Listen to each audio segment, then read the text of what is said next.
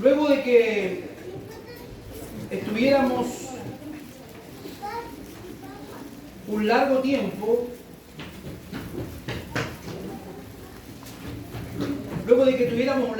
hermano, de enseñanza acerca de lo que es el nuevo nacimiento, o más conocido también, ¿verdad?, como es la obra de la regeneración en nuestra vida.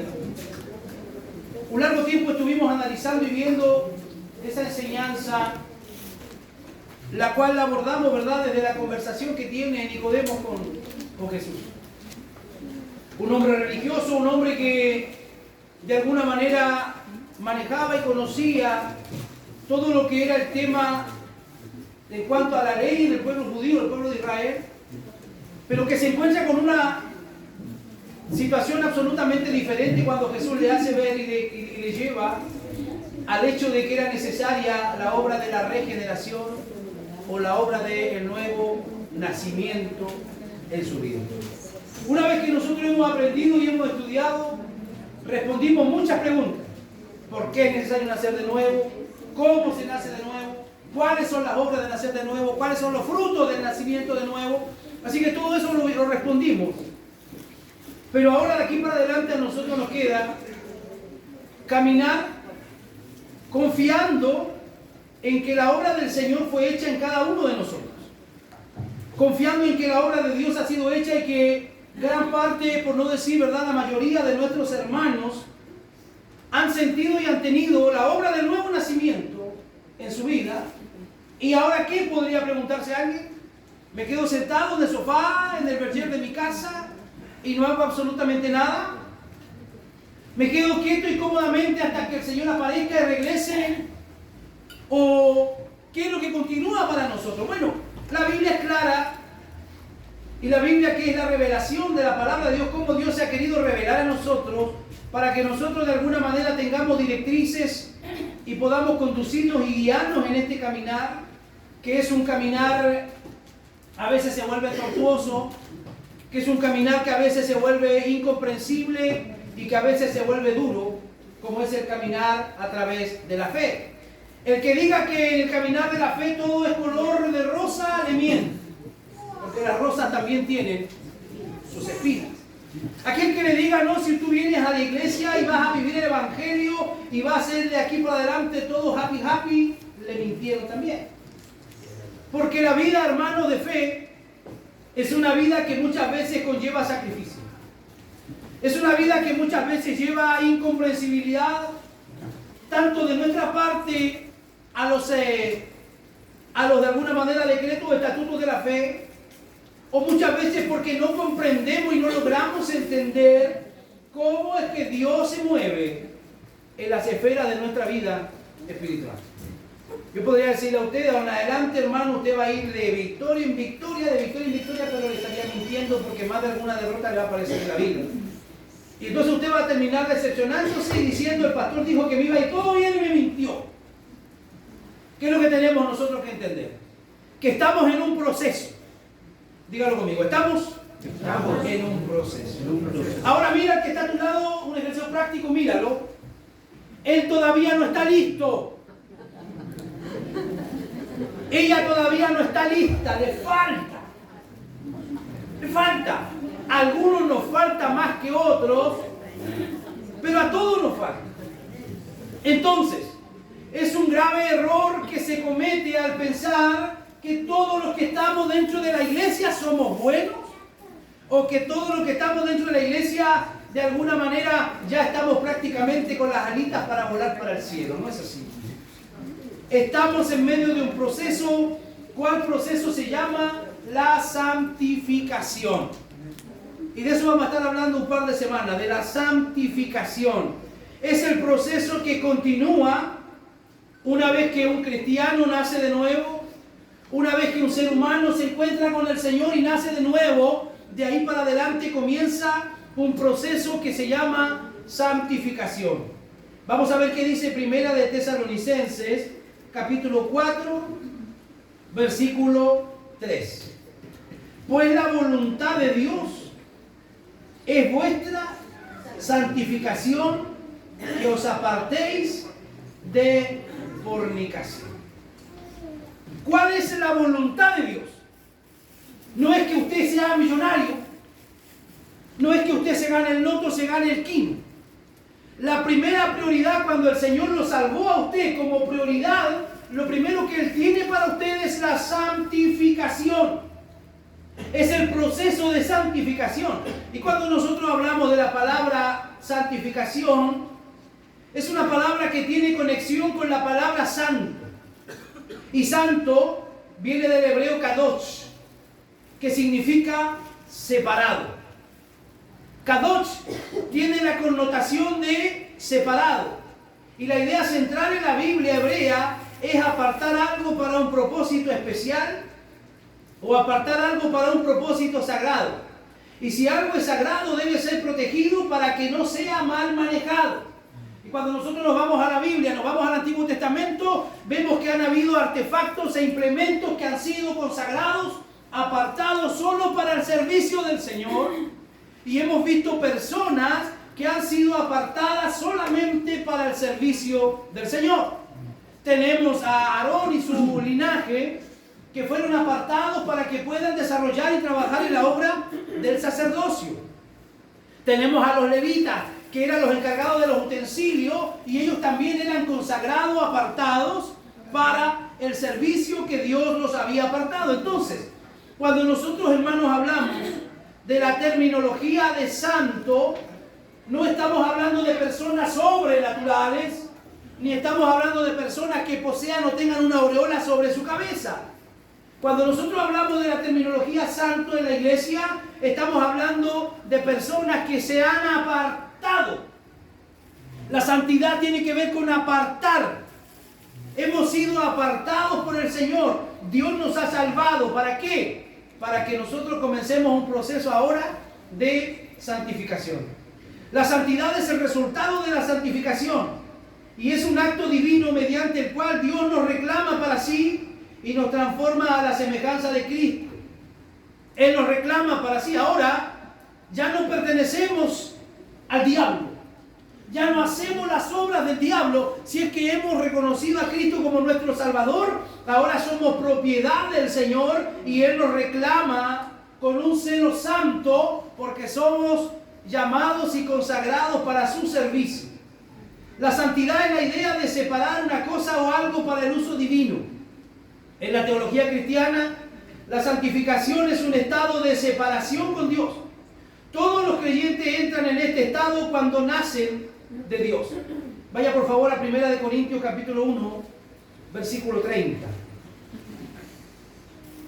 Todos los creyentes entran en este proceso una vez que se han encontrado con la persona de Cristo. 1 Corintios 1:30.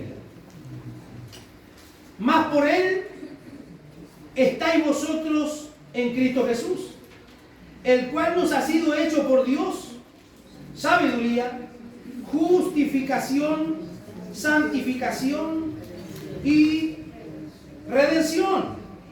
La santificación es la obra de Dios, por medio, hermano, de la cual transforma a los creyentes a la semejanza de su Hijo Cristo. La santificación tiene como propósito hacernos cada día más parecidos a la persona de nuestro hermano mayor, el primogénito de la creación, a Jesucristo. Y es por eso que es un trabajo y es un proceso que no es fácil. Porque si nosotros nos ponemos en la balanza y vemos cómo somos, y vemos quién somos, y vemos cómo era Cristo, de verdad que nos falta mucho y dejamos mucho que desear al ponernos al lado de la imagen y la figura de Cristo. Entonces, el propósito que Dios tiene con nosotros es irnos santificando para parecernos a la imagen de su Hijo Jesucristo. Así que la santificación es efectuada mediante la gracia de Dios. ¿Y cuál es el agente que usa? El Espíritu Santo. El Espíritu Santo es usado en la santificación inicial, o lo que se llama en teología la santificación posicional, que pasamos, ¿verdad?, de reino de tiniebla al reino de los cielos. Nos posicionan en un reino absolutamente diferente en el cual nosotros nos movíamos. Así que cuando hablamos de santificación, tenemos que entender dos términos. Santificación posicional es la que tenemos en Cristo ahora. Ya no somos hijos del diablo, ahora somos hijos de Dios. Amén. Lo veíamos el domingo pasado. Más a todos los que le recibieron, a los que creen en su nombre, les dio potestad de ser llamados hijos de Dios. Ya no somos hijos de tiniebla. Esa es la santificación posicional. Nos posicionan como santos por la obra de Cristo. Y cuando nosotros logramos entender eso, nos vamos a dar cuenta que realmente los santos de la iglesia somos cada uno de nosotros y no los que tiene Roma ahí en el Vaticano. Los que realmente son santos son todos aquellos que han sido regenerados, apartados por el Señor. Los ha posicionado en su reino y de ahí para adelante comienza la segunda parte de la obra, que es la santificación, de alguna manera, que tiene que ver con la obra del perfeccionamiento. La santificación inicial y la santificación posicional es una, y la santificación que tiene que ver con el perfeccionamiento, aquella que vamos a desarrollar hasta el día en que el Señor regrese por nosotros. O sea, la obra no está terminada. La pega todavía no está lista, hermano. Dios está trabajando todavía en nosotros. Él sigue trabajando este perfeccionamiento y continúa de la manera progresiva. Ese es el término correcto. Es una santificación progresiva, que va cada día realizándola el Señor a través de diferentes métodos, como los vamos a ver.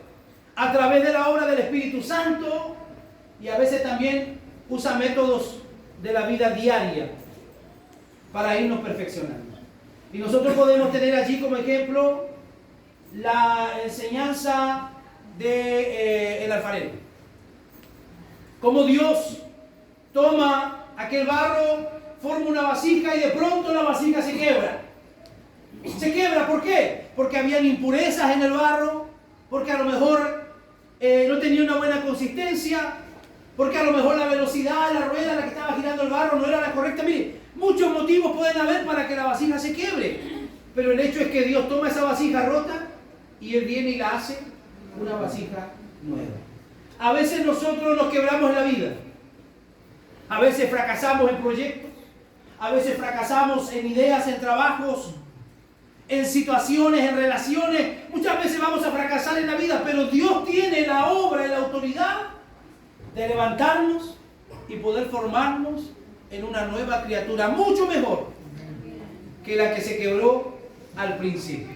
Así que, queridos hermanos, como iglesia, estamos metidos en la santificación posicional. El Señor ya nos compró con su sangre. Él nos cambió de reino y ahora estamos en medio del proceso de la santificación progresiva. O sea, esto no se ha acabado. Mañana debo ser mejor que hoy. Y hoy debo ser mejor que ayer. Y eso es parte de lo que cada uno de nosotros tiene que entender. Y nosotros como iglesia también tenemos que entenderlo, hermano.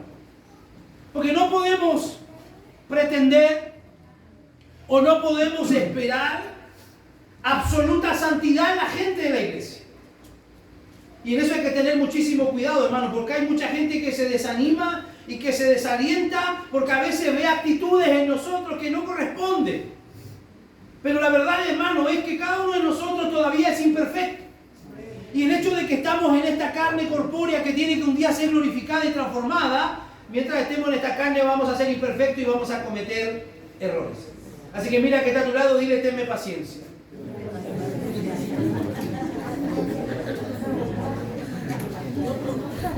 Tenga paciencia, todavía la obra no está terminada. Nos pasa, hermano, nos ha pasado a todos y nos va a seguir pasando, que podemos tener muchos años de iglesia, podemos tener muchos años de evangelio, podemos tener muchos años de fe, pero de una o de otra manera, a veces mostramos la hilacha. ¿O no? Sí, la Biblia dice que una pequeña mosca en el frasco del perfumista echa a perder todo el buen perfume. Ese es el sermón para otro día, pero lo que se demora, hermano, en hacer un perfume, mucho tiempo lleva a hacer un perfume, porque hay que darle su proceso, hay que darle la tonificación exacta con todos los condimentos que tiene. Pero luego de eso, un descuido y vino una pequeña mosca y se metió en el frasco, y lo que se trabajó por tiempo se perdió. Eso ocurre muchas veces con nosotros. Años avanzando, años estudiando, años trabajando, pero una pequeña locura en nuestra vida echa a perder todo lo que se ha trabajado durante años. Primera de Corintios capítulo 1 verso 2 dice a la iglesia de Dios que está en Corinto: a los santificados en Cristo Jesús, llamados a ser santos, con todos los que en cualquier lugar invocan el nombre de nuestro Señor Jesucristo, Señor de ellos y Señor nuestro. ¿Se da cuenta ahí? Cada uno de nosotros que somos participantes de esta obra, de esta gracia, somos llamados santos, con todos los que están en cualquier parte de este mundo, en esta misma hora, tal vez, adorando y exaltando el nombre del Señor. Esa era la visión de aquel gran misionero. ¿Cuál misionero? El apóstol Pablo. El apóstol Pablo sobre el pueblo de Dios y sobre el carácter de ese pueblo. Aquel que se imagina que Cristo vivió y que Cristo murió y resucitó para obtener solamente la justificación y el perdón de los pecados de su pueblo, tiene mucho todavía que leer y aprender de la Biblia. ¿Por qué? Porque con ese tipo de pensamiento, no si Cristo solo vino a morir y a darme salvación y a justificarme, están echando por tierra la obra maravillosa y están deshonrando a Dios. ¿Por qué? Porque lo sepa o no, nuestro bendito Señor coloca su obra salvadora de alguna manera en un plano absolutamente completo. Él no solo vino, hermanos, a dar salvación y a rescatarnos, sino también vino a santificarse por nosotros. Él vino a llevar una vida de obediencia perfecta por nosotros. Porque lo hemos dicho muchas veces, si Él no hubiera sido santo, si Él no hubiera caminado en perfección, el hecho de haber ido a la cruz hubiera sido imperfecto y no hubiéramos tenido salvación. Entonces, Jesús ha tomado sobre ti todas nuestras necesidades. No solo nos ha librado de la muerte, de la culpa, de los pecados, sino que también al poner en nuestros corazones el Espíritu Santo, 1 Corintios 1:30, Él nos ha librado del dominio del pecado. No solo nos salva, sino que también nos santifica. ¿Qué dice 1 Corintios 1:30? Mas por Él estáis vosotros en Cristo Jesús, el cual nos ha sido hecho por Dios sabiduría, justificación, santificación y redención. Esto es lo que la Biblia dice. Y también, por ello yo me santifico a mí mismo, para que también ellos sean santificados en la verdad. Así como Cristo amó a la iglesia y se entregó a sí mismo por ella, para santificarla, habiéndola purificado en el lavamiento del agua por la palabra. Cristo se dio a sí mismo para redimirnos de toda iniquidad y purificar para sí un pueblo propio, un pueblo celoso de buenas obras. Y también dice la Biblia que Él llevó Él mismo nuestros pecados en su cuerpo sobre el madero, para que nosotros, estando muertos a los pecados, vivamos para la justicia. Y ahora Cristo ha reconciliado en su cuerpo de carne por medio de la muerte, para presentaros santos y sin manchas e irreprensibles delante del Padre. Todos esos textos que le leí son Juan 17:19, Efesios 5:25, Tito 2:14, Primera de Pedro 2:24 y Colosenses 1:21. Todos esos textos se los leí ahora. Después me los pide si los quiere anotar, ¿ya? La enseñanza de estos versículos es clara. Cristo tomó sobre sí, además de la justificación, la santificación de su pueblo. Ambas cosas ya estaban previstas y ordenadas en aquel pacto perpetuo. Vaya por favor, Hebreos 2:11. El pacto perpetuo del que Cristo es el mediador. Y en este lugar de la Escritura se nos habla de Cristo como el que santifica y de su pueblo como los que son santificados. ¿Qué es lo que nos dice Hebreos 2:11? Porque Él que santifica y los que son santificados de uno son todos, por lo cual no se avergüenza de llamarlos hermanos. El que santifica y los que son santificados están unidos. Él lo hizo por cada uno de nosotros.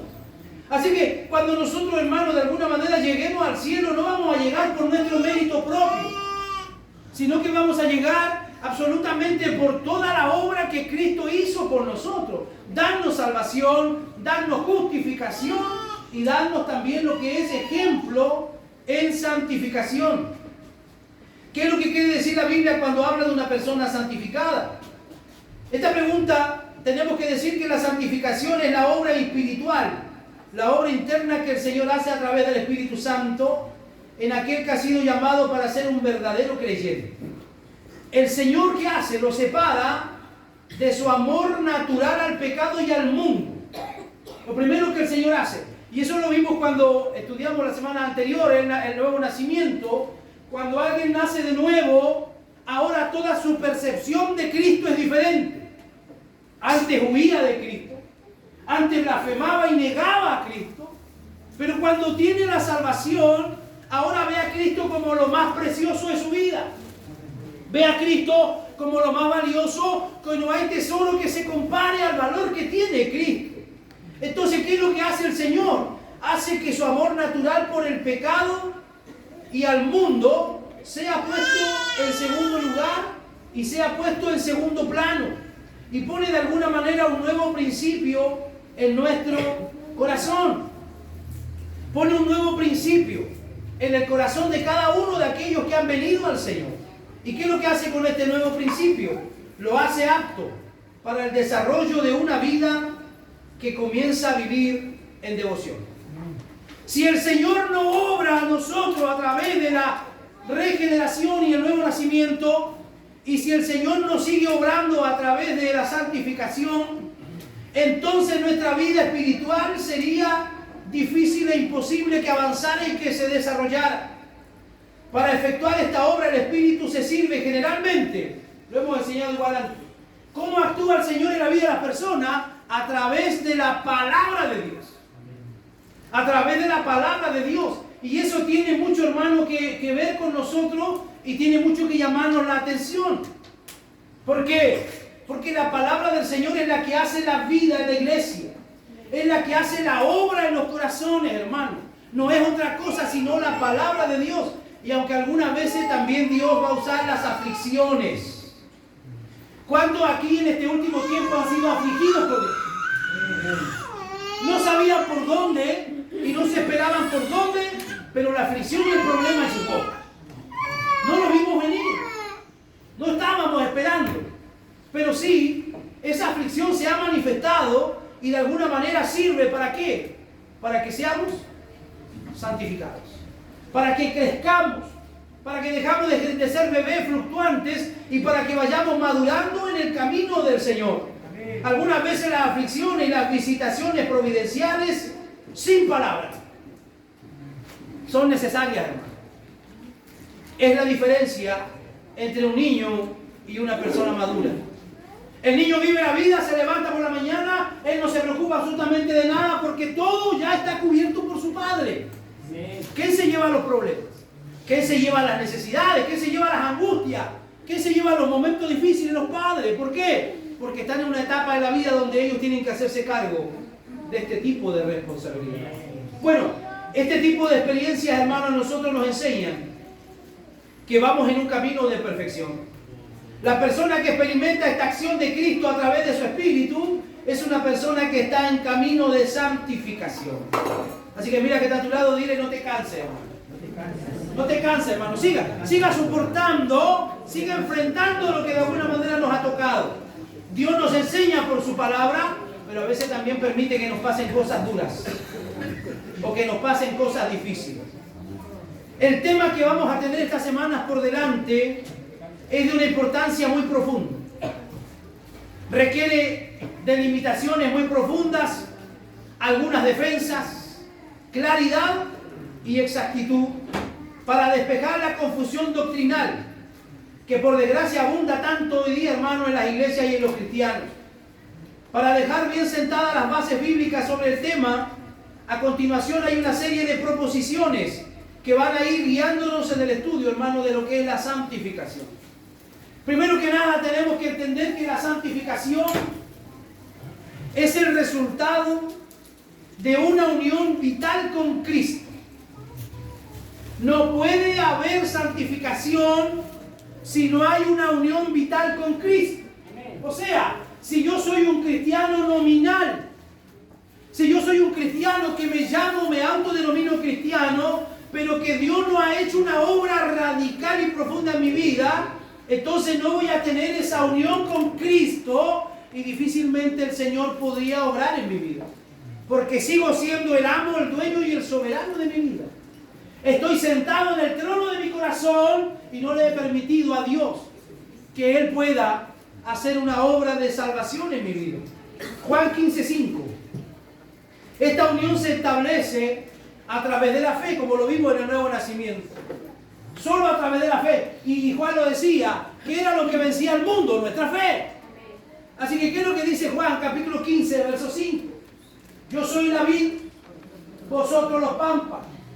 El que permanece en mí y yo en él, este lleva mucho fruto, porque separado de mí, nada podéis hacer.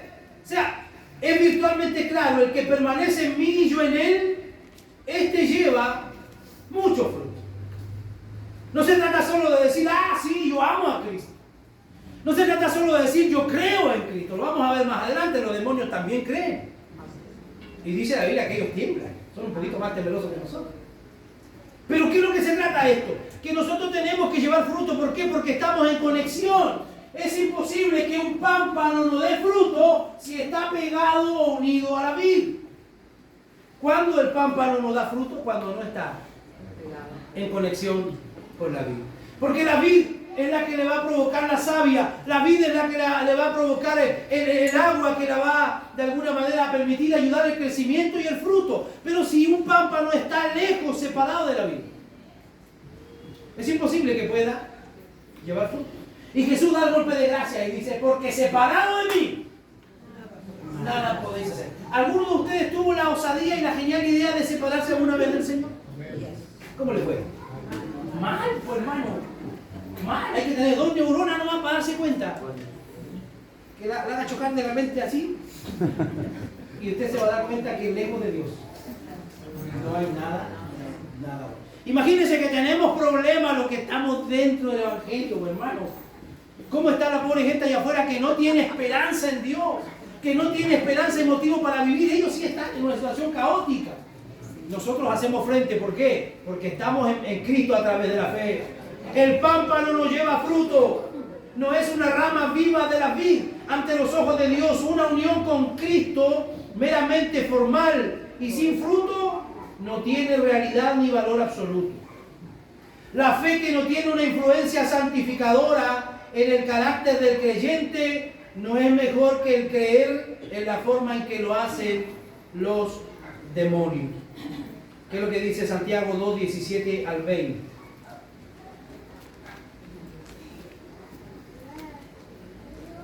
La verdadera fe contriñe al creyente a vivir para su Señor y le hace sentir que todo lo que pueda hacer por aquel que murió por sus pecados no es suficiente. Cuando la fe ha hecho una obra en la iglesia, cuando la fe ha hecho una obra en la vida del cristiano, el cristiano siempre va a sentir que todo lo que ha hecho todavía no es suficiente. ¿A cuántos de ustedes les pasa eso? ¿Cuántos de ustedes se sientan fríamente a calcular, no sé dónde pueda sentarse en su casa y pueda pensar y decir, oye, llevo tantos años yendo a la iglesia? Llevo tantos años de cristiano, de evangélico, no sé cómo quiera usted decirlo. Y comienza a hacer usted un inventario y dice, oye, todo esto he hecho, todo esto no he hecho, todo esto he dado, todo esto he robado, todo esto me he quedado. Y empieza a hacer un inventario y se va dando cuenta que realmente no es mucho lo que ha hecho por el Señor y por la obra del Señor. Y nos ponemos a la luz de lo que dice la palabra y nos ponemos a la luz del ejemplo bíblico de los hombres que caminaron y anduvieron por fe, y de verdad que nosotros somos una pargata al lado de ellos. Pero así hay gente orgullosa en las iglesias. Así hay pastores y líderes orgullosos que creen que han hecho mucho y que lo han hecho todo.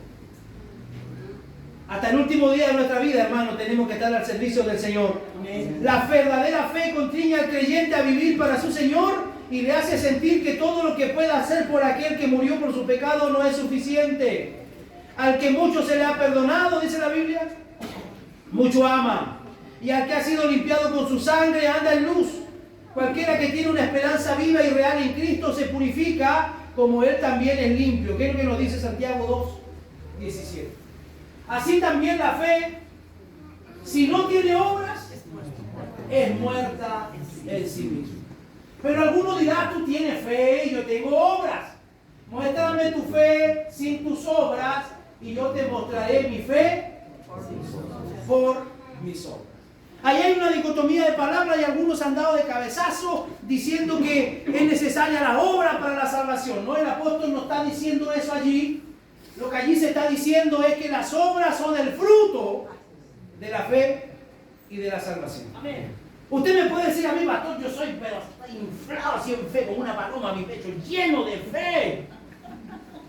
Pero yo que soy su pastor le pregunto, bueno, ¿y dónde están sus obras?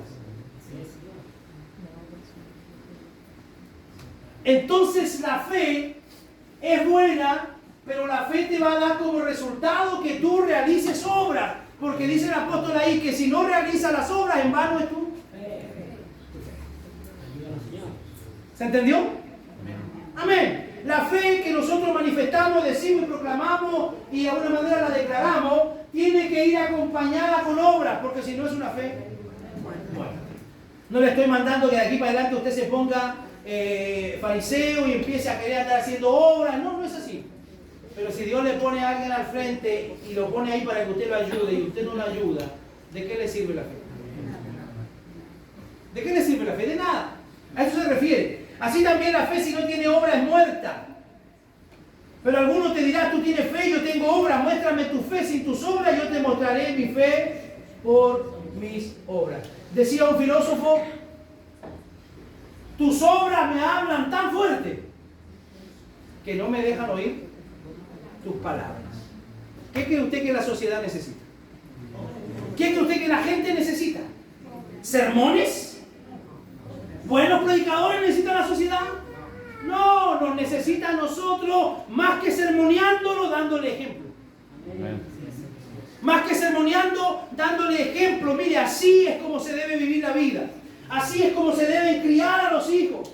Así es como se debe vivir en el matrimonio. Así, ¿por qué? Porque eso es lo que enseña la palabra. ¿Qué dice Gálatas 5:6?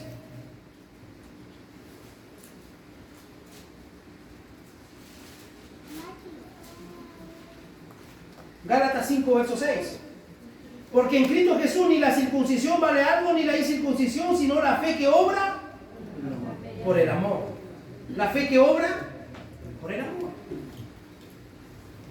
La fe obra por el amor. Pero si andamos en luz, dice 1 de Juan 1:7, pero si andamos en luz como Él está en luz, tenemos comunión unos con otros. Y la sangre de Jesucristo, su Hijo, nos limpia de todo pecado. Entonces hay un llamado fuerte, hermano, a andar, a cómo andamos y a cómo vivimos y a cómo nos movemos. Y usted dirá, bueno, yo no tengo por qué estar dando explicaciones a nadie, ¿verdad? Puede que sea verdad. Pero la gente indiscutiblemente tiene su mirada puesta en nosotros.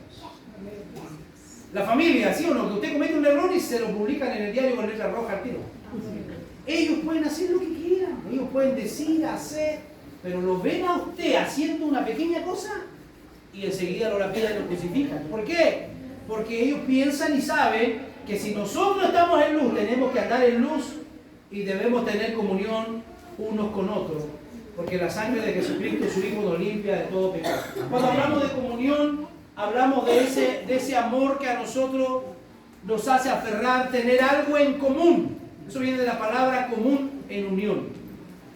Debe haber algo, hermanos, que a nosotros nos une. Y esa es la fe en nuestro Señor Jesucristo.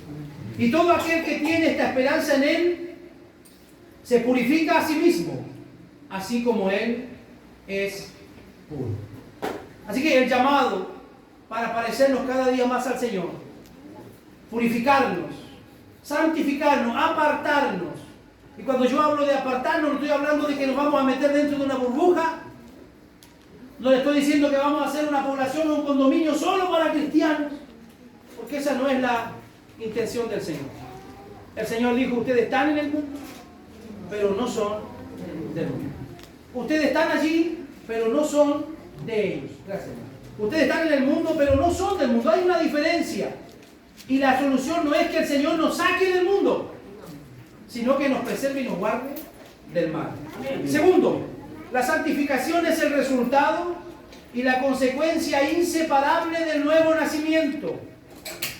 El hecho que ha nacido de nuevo y ha sido hecho una nueva criatura. ¿Cuántas que hizo una nueva criatura? Amén. Amén. Ha recibido una nueva naturaleza y un nuevo principio de vida.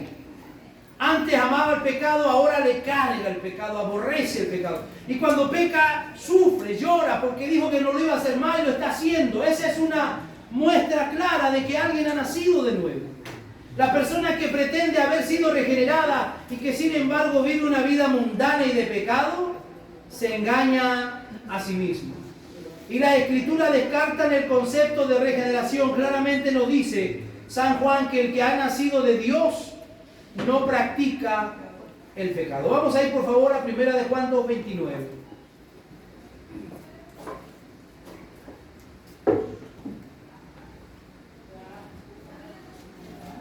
Si sabéis que Él es justo, sabed también que todo el que hace justicia es nacido de Él.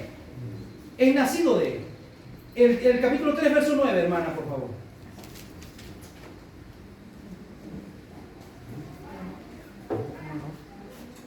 Vamos a leer hasta el versículo 15. Todo aquel que es nacido de Dios no practica el pecado. Eso ya lo he explicado muchas veces. El concepto practicar y caer. Caer en pecado no es lo mismo que practicar el pecado. Porque la simiente de Dios permanece en él y no puede pecar. ¿Por qué? Porque es nacido de Dios. En esto se manifiestan los hijos de Dios y los hijos del diablo. Todo aquel que no hace justicia y que no ama a su hermano, no es de Dios. Vamos al próximo. Porque este es el mensaje que habéis oído desde el principio, que nos amemos unos a otros. No como Caín, que era del maligno y mató a su hermano. ¿Y por qué causa le mató? Porque sus obras eran malas y las de su hermano justas. Hermanos míos, no os extrañéis si el mundo os aborrece. Es la promesa del Señor. El mundo no nos va a querer a nosotros. No se sorprenda. Sorpréndase cuando usted caiga bien en todos lados. Ahí sorpréndase porque algo no está haciendo bien. Porque si le están queriendo allá donde hacen tanta perversidad y maldad, es porque usted está haciendo lo mismo. Nosotros sabemos que hemos pasado de muerte a vida, en que amamos a los hermanos. ¿Cuánto aman a los hermanos? Amén. El que no ama a su hermano permanece en muerte. Vamos al verso 15. Todo aquel que aborrece a su hermano es homicida, y sabéis que ningún homicida tiene vida eterna permanente en él. Y vamos al capítulo 5, verso 4.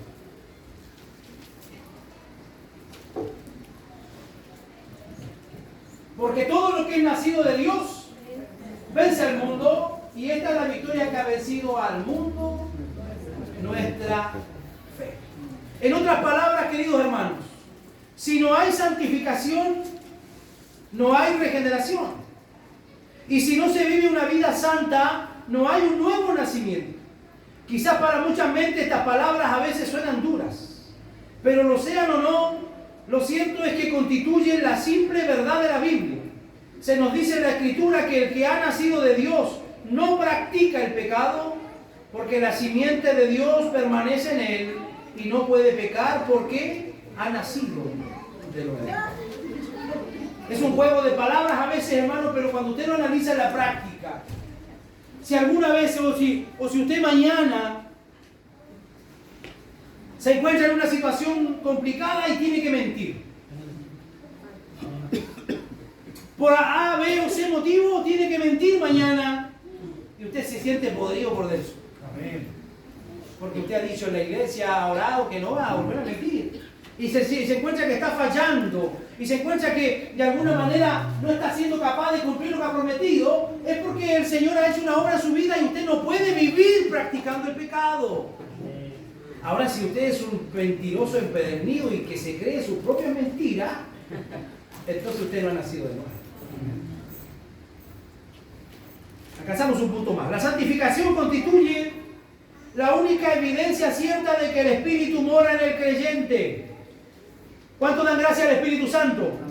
¿Cuánto dan gloria al Espíritu Santo y honor? Porque Él es el que en este tiempo de la historia actúa y se mueve con nosotros. Si alguno no tiene el Espíritu de Cristo, dice Romanos 8:9, no es de Él. La presencia del Espíritu Santo en el creyente es esencial para la salvación. Mientras muchos de nosotros participamos en el mundo pentecostal, este texto nos lapidaba, Romanos 8:9. Mas vosotros no vivís según la carne, sino según el Espíritu, si es que el Espíritu de Dios mora en vosotros, y si alguno no tiene el Espíritu de Cristo, no es de Él. Y entonces habían iglesias donde se decía que se tomaba literalmente este texto, y el que no hablaba lengua y el que no danzaba no tenía el Espíritu de Cristo. Y si no tenía el Espíritu de Cristo, no era de Cristo. Así que a todos nosotros prácticamente nos guiaban y nos llevaban a que teníamos que hablar lengua y que teníamos que danzar, porque si no, no éramos de Cristo. Y usted sabe, conoce la historia, cómo algunos le hacían repite conmigo y todo ese tipo de prácticas, por un texto que lo sacan de contexto y hacen toda una doctrina sin hacer una exégesis de lo que realmente el texto quiere decir. Y al no hacer una exégesis, se hace una eisegesis. Y la eisegesis siempre va a llevar a la gente al error, porque sacan un texto fuera de contexto. Aquí lo que nos está hablando el texto y nos está diciendo es que el Espíritu de Cristo mora en nosotros. ¿Y mora por qué? Porque Él nos ha salvado, nos ha redimido y nos ha regenerado. Y ahora somos de su propiedad. Pero hay mucha gente allá afuera que no tiene el Espíritu de Cristo, por tanto no son, sino solamente son creación de Dios, pero no son hijos de Dios. El Espíritu nunca está dormido. El Espíritu nunca está inactivo en el alma. Siempre da a conocer su presencia. El Espíritu siempre va a estar, hermano, activo en nuestra vida. Él no va a estar ahí haciendo todo el tiempo un sueño profundo. Él no va a estar haciendo siestas en nosotros. El Espíritu va a estar siempre activo. Jesús lo dijo: velad y orad, para que no entréis en tentación, porque el Espíritu siempre está dispuesto, pero la carne es débil. Dígame si el Señor lo despierta a 3 o 4 de la mañana, el Espíritu está pero que se corta por levantarse a orar. De la carne dice: no, mañana. Y se tapa y sigue durmiendo. Jesús lo sabía, Jesús lo dijo: el Espíritu siempre está dispuesto, pero la carne es débil. El Espíritu nunca está dormido, inactivo en el alma. Siempre se da a conocer su presencia por los frutos que produce en el corazón, en el carácter y en la vida del creyente. Ojo, el Espíritu no está dormido. Por eso cuando usted dice una mala palabra, Él enseguida se manifiesta. Los psicólogos, los psiquiatras, ¿verdad?, le llaman la conciencia, dicen la voz de la conciencia, otros le dicen el grillo y un montón de cosas que lo tratan de metaforizar, pero en el fondo es el Espíritu Santo en la vida del creyente, que le hace sentir y notar: oye, lo que dijiste estuvo mal. ¿A cuántos de ustedes les pasa? A veces hablamos muy golpeados, hermano, y la Biblia dice que toda injusticia es pecado. ¿Cuántos se considera que a veces somos injustos? A veces contestamos mal, a veces hablamos más fuerte de lo que debemos para hacer valer nuestra autoridad, y a veces cometemos injusticia, hermano, y eso es pecado. Y el Espíritu Santo nos hace sentir que no estamos haciendo las cosas bien. Así que el Espíritu se mantiene activo, produce frutos en el corazón, en el carácter y en la vida del creyente. ¿Qué es lo que nos dice Gálatas 5, 22 y 23? Usted se lo sabe de memoria ese texto. Esta es una iglesia donde hemos hablado muchas veces de eso. Gálatas 5, 22, 23. Más el fruto del Espíritu es amor.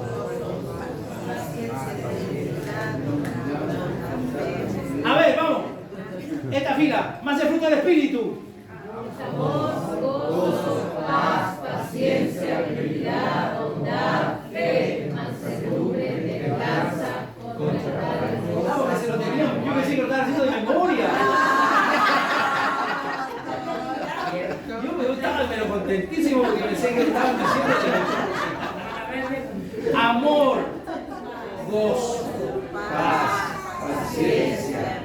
benignidad, bondad, fe, mansedumbre, templanza. Oye, de estas hay varias que me faltan. ¿A usted le falta alguna?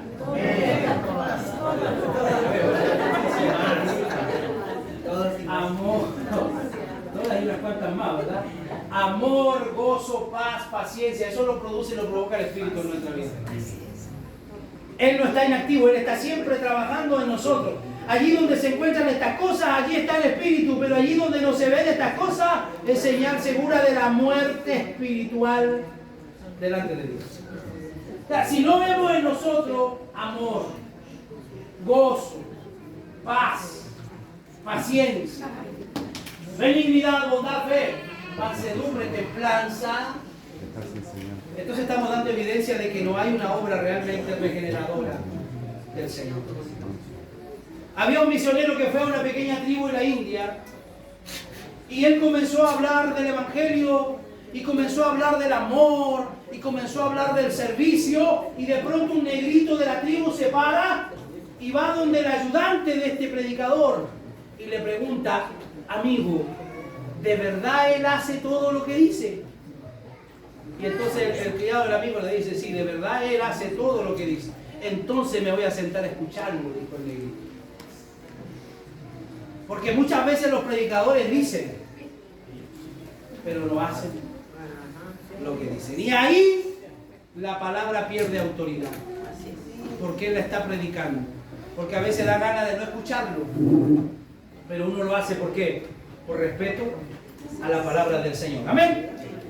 De la misma manera en que notamos que hay viento por los efectos sobre las olas, los árboles y el humo, así podemos descubrir la presencia del Espíritu Santo en una persona por los efectos que produce en su vida y en su conducta.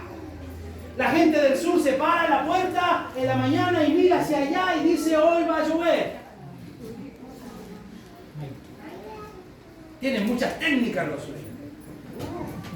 Me acuerdo que conocía a un vecino que mojaba un dedo y lo ponía así y decía que iba a chutar. Yo no sé cuál es la técnica, pero al parecer ellos miran las nubes, el viento o el color de las nubes. Entonces, cuando el Espíritu Santo trabaja en la vida de alguien, hay evidencias. Así como usted ve el viento, ¿verdad? Y el viento produce y provoca las olas, uno dice: hay viento fuerte. Si hay usted va, que le gusta la fe de las pulgas los fines de semana, va y ve que los tornos se están moviendo, usted dice: hay viento fuerte. ¿Por qué? Porque hay una evidencia de que el viento se está moviendo. Bueno, cuando hay fruto en la vida de la persona, es imposible no darse cuenta. Así se descubre. No tiene sentido decir que tenemos el Espíritu si no andamos también en el Espíritu. ¿Qué dice Gálatas 5:25? Y con eso vamos a ir terminando. Gálatas 5:25.